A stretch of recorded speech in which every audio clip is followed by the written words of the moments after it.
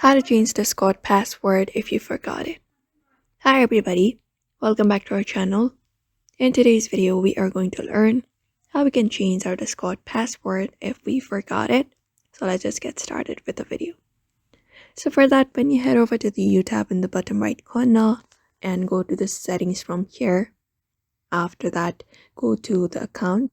And from there, when we head over to password section, we will be finding current password and new password section.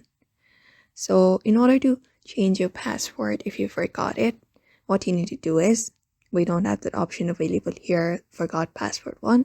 You can head back and log out of your app.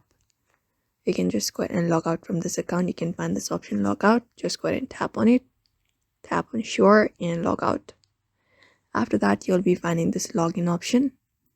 So when you head over to this page, after you enter your email or your phone number, and if you have forgotten your password, you can find this option called forgot password, this one right here.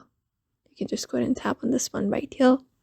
After that is done, follow the on-screen prompts in order to recover your account, and that is it.